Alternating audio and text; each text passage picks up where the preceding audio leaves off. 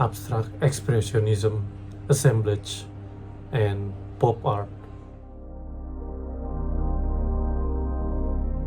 Pada paruh pertama abad ke-20-an, pusat dunia seni modern berada di Paris.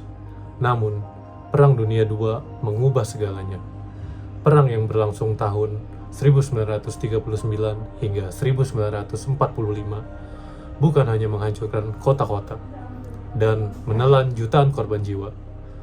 Perang juga menghancurkan keyakinan manusia terhadap kemajuan, rasionalitas, dan gagasan bahwa peradaban modern selalu bergerak menuju masa depan yang lebih baik. Di tengah reruntuhan tersebut, banyak seniman dan intelektual Eropa berimigrasi ke Amerika Serikat, khususnya ke kota New York. Perpindahan besar-besaran ini secara perlahan menggeser pusat dunia seni dari Paris ke New York. Di kota inilah lahir gerakan seni Amerika pertama yang benar-benar mendominasi dunia, yaitu abstract expressionism. Namun, kisahnya tidak berhenti di sana. Karena justru dari keberhasilan abstract expressionism muncul generasi seniman yang mulai mempertanyakan segala sesuatu. Seperti, apa sih sebenarnya seni itu? Apakah seni harus berupa lukisan? Apakah karya seni harus dibuat dengan teknik yang tinggi? Dan mengapa seni harus terpisah dari kehidupan sehari-hari? Pertanyaan-pertanyaan tersebut kemudian melahirkan berbagai eksperimen radikal dan berkembang dari assemblage, combine art, happenings, hingga munculnya pop art. Inilah perjalanan sejarah seni dari akhir 1940-an hingga pertengahan 1960-an. Bersama saya, Russell Elektra.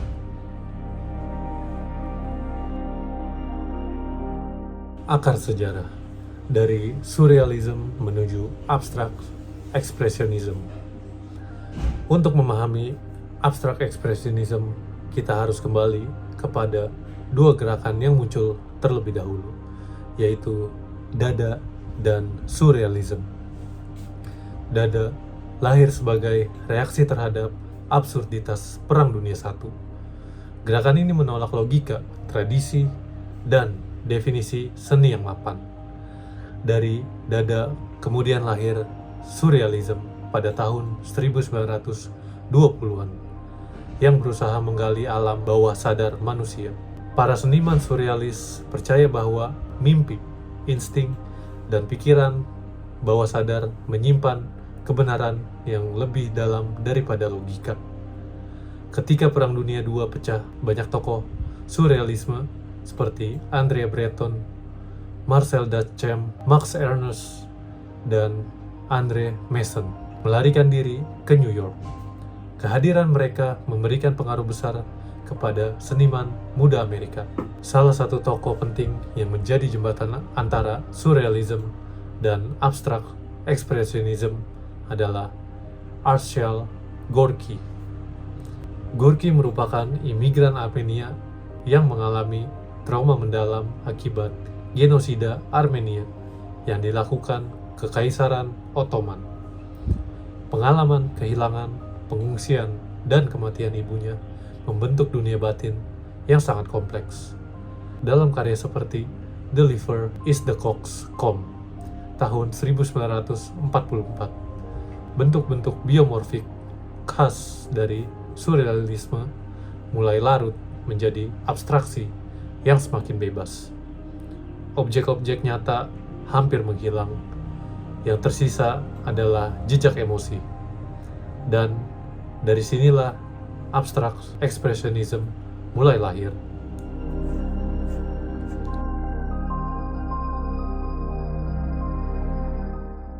Setelah Perang Dunia II berakhir, banyak orang yang merasa bahwa dunia telah kehilangan pegangan moral. Teknologi yang sebelumnya dianggap sebagai simbol kemajuan justru menghasilkan kamp konsentrasi, bom atom, dan kehancuran massal. Dalam situasi ini, berkembang sebuah filsafat yang disebut existentialism. Filsafat ini beranggapan bahwa tidak ada kebenaran yang mutlak, tidak ada jawaban pasti mengenai arti hidup. Setiap individu harus menciptakan maknanya sendiri melalui pilihan dan tindakan yang ia ambil.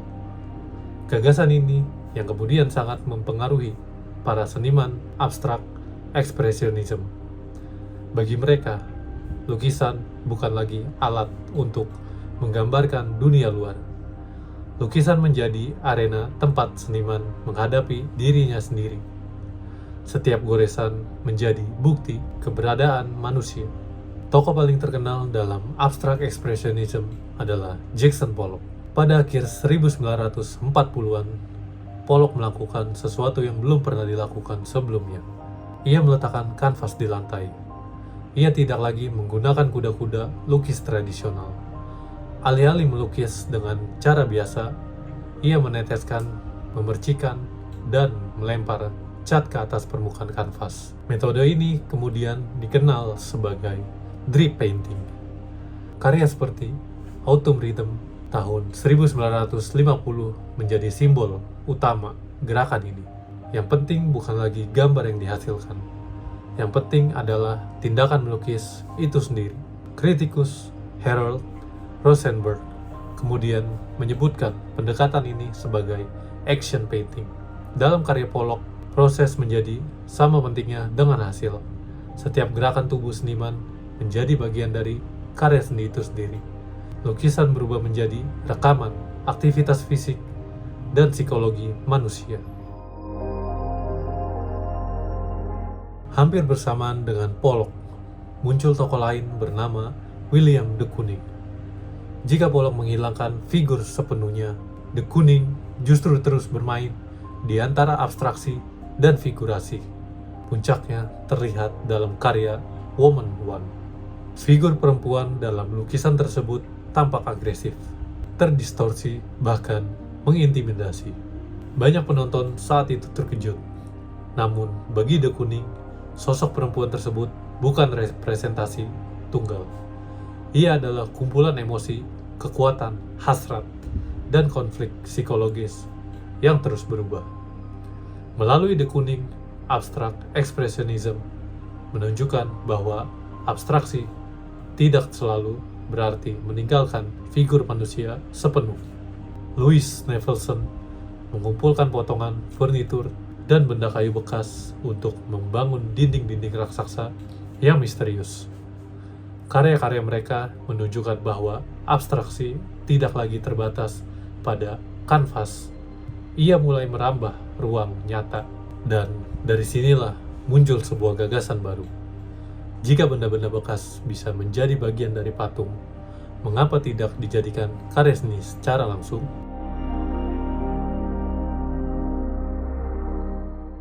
Memasuki pertengahan 1950-an, sebagai seniman mulai merasa lelah dengan abstrak ekspresionisme. Mereka menganggap gerakan tersebut terlalu emosional, terlalu heroik, dan terfokus pada ekspresi pribadi. Tokoh paling penting dalam perubahan ini adalah Robert Rauschenberg. Rauschenberg ingin membawa kehidupan nyata ke dalam seni. Ia mulai menggabungkan lukisan dengan benda-benda sehari-hari, seperti koran, foto, kain, kayu, bahkan hewan yang diawetkan. Pendekatan ini dikenal sebagai combine art dan menjadi perkembangan penting dari tradisi assemblage. Dalam karya Odalis, berbagai benda ditemukan dan disusun menjadi satu kesatuan visual yang kompleks. Bagi Rauschenberg, seni tidak harus menggambarkan kehidupan. Seni bisa dibuat langsung dari kehidupan itu sendiri. Inilah salah satu titik balik paling penting dalam sejarah seni abad ke-20. Sahabat dekat Rauschenberg, Jasper Johns, mengambil jalur yang berbeda. Ia menggunakan objek yang sangat familiar, seperti bendera, target, peta, angka, karya seperti Triflex, bukan sekedar lukisan bendera Amerika. Johns sedang mengajak kita mempertanyakan bagaimana gambar bekerja sebagai tanda. Apa sih yang sebenarnya kita lihat? Apakah objeknya atau simbolnya? Melalui Jones, seni mulai bergeser dari ekspresi emosi menuju analisis bahasa visual.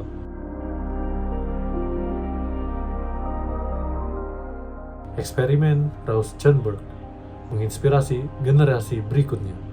Salah satunya adalah Alan Caprow. Alan Caprow percaya bahwa seni tidak harus berupa objek. Seni bisa berupa peristiwa. Pada tahun 1959, ia menciptakan 18 Happenings in 6 Parts.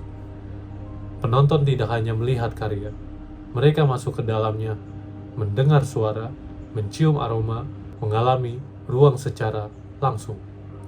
Dari sinilah berkembang performance art yang menghapus batas antara seni dan kehidupan.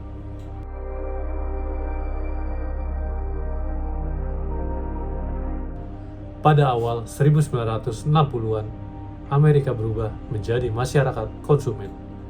Televisi ada di mana-mana, iklan membanjiri kehidupan sehari-hari, supermarket berkembang pesat, budaya populer mendominasi ruang publik. Para seniman mulai menyadari bahwa citra-citra komersil telah menjadi bahasa visual baru masyarakat modern. Maka lahirlah pop art. Roy Lichtenstein mengambil gambar dari komik murah dan iklan cetak. Karya seperti Drowning Girl tampak seperti halaman komik yang diperbesar. Namun sebenarnya ia sedang mengkritik cara media membangun stereotip. Pria digambarkan kuat, perempuan digambarkan emosional. Semua itu diproduksi berulang kali oleh media massa. Lichtenstein menjadi komik sebagai cermin budaya populer. Jika Lichtenstein menggunakan komik, maka Andy Warhol justru menggunakan produk konsumsi. Karya Campbell's Soup Cans menjadi salah satu ikon terbesar seni abad ke-20. Warhol menampilkan kaleng sup seperti barang di rak supermarket. Berulang, beragam, diproduksi massal. Persis seperti masyarakat modern, Warhol menunjukkan bahwa dunia telah berubah. Bukan lagi dunia yang dipenuhi mitologi atau spiritualitas, melainkan dunia yang dipenuhi merek dagang, iklan, dan reproduksi tanpa akhir. Menariknya, pop art sebenarnya muncul lebih dahulu di Inggris. Pada tahun 1956, Richard Hamilton membuat kolase terkenal berjudul Just What Is It That Makes Today Homes So Different, So Appealing. Karya ini penuh dengan televisi, iklan, produk rumah tangga, dan simbol budaya populer Amerika. Hamilton melihat munculnya masyarakat konsumsi jauh sebelum Warhol dan Lichtenstein. Karena itu, banyak sejarawan menyebut karya tersebut sebagai titik awal munculnya pop art.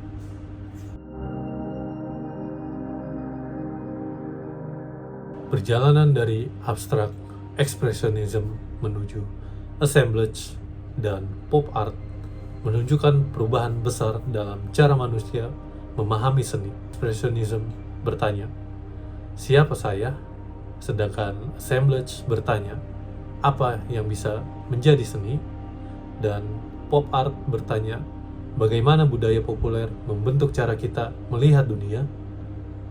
Dan pertanyaan-pertanyaan itu masih relevan sampai hari ini. Di era media sosial, algoritma, influencer, dan kecerdasan buatan, kita hidup dalam dunia yang bahkan lebih dipenuhi citra dibandingkan era Warhol. Jika Pollock merekam gerakan tubuhnya di atas kanvas, maka hari ini kita merekam hidup kita melalui layar smartphone.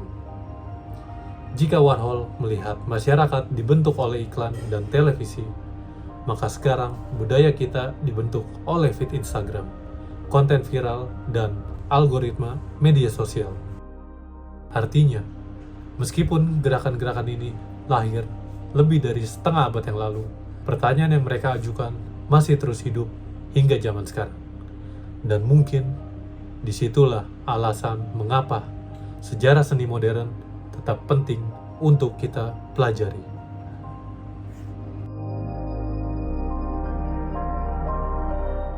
Oke, sekian penjelasan singkat untuk abstract expressionism, assemblage, dan pop art.